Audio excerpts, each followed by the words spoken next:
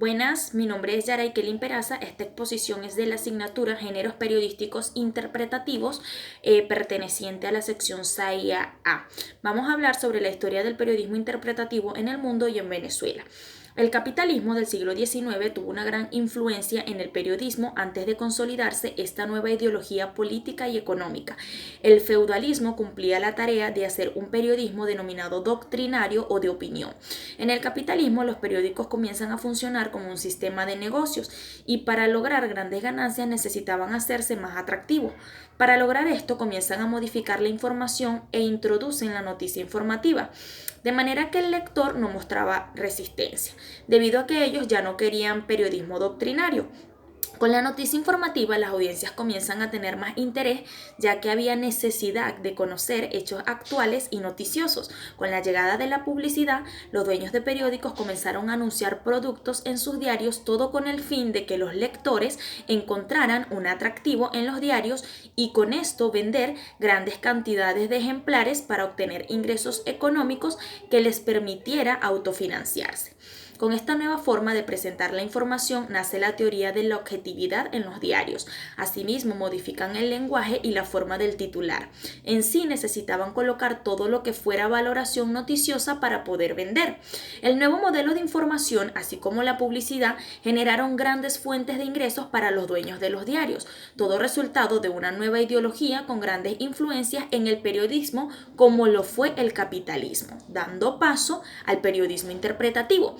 A finales del siglo XVIII y a principios del siglo XIX ocurrieron grandes hechos a nivel mundial que hasta nuestros días siguen manteniendo gran relevancia e importancia y que también tuvieron influencias dentro del periodismo.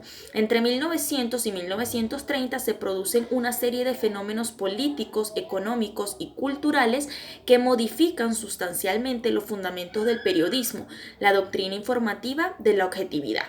La Primera Guerra Mundial en 1914 sirvió de escenario para el surgimiento de las políticas gubernamentales de propaganda como aparato de divulgación ideológica. Puso en evidencia las limitaciones de los reportajes informativos fragmentarios. El surgimiento del fascismo en 1918 y 1939 abandonan la objetividad para sumirse en el mundo de la propaganda y la comunicación dirigida. La crisis económica de 1919 y 1929 abandonan la objetividad para sumirse en el mundo de la propaganda y la comunicación dirigida. Las crisis económicas de 1919 y 1929 que requerían explicaciones que el periodismo informativo no podía aportar.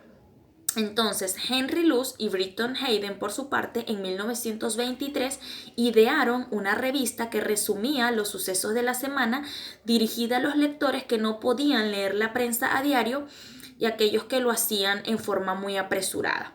El movimiento surrealista, por su parte, provoca una verdadera revolución en las ideas y realizaciones estéticas en la expresión verbal o escrita.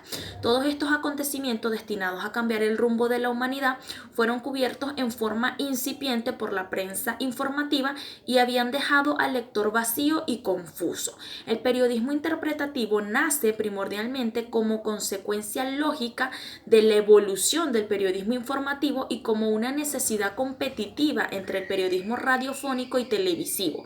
Pero también ha tenido grandes influencias debido a los siguientes hechos, como la Revolución Rusa en 1905 a 1917, lo anteriormente mencionado, la Primera Guerra Mundial de 1914 a 1918, la crisis estadounidense en 1929 y la Segunda Guerra Mundial de 1939 a 1945. Sin embargo, sus orígenes se remontan a fines de los 40 tras el fin de la Segunda Guerra Mundial, en donde los medios dominantes eran la radio y la televisión, quedando encargada de destacar el porqué y el cómo de los hechos a la prensa escrita, es decir, su fin será decir no solo lo que sucedió, sino lo que esto signifique. Todos estos acontecimientos despertaron un sentido en el lector, una carencia, lo que hizo posible la llegada del periodismo interpretativo.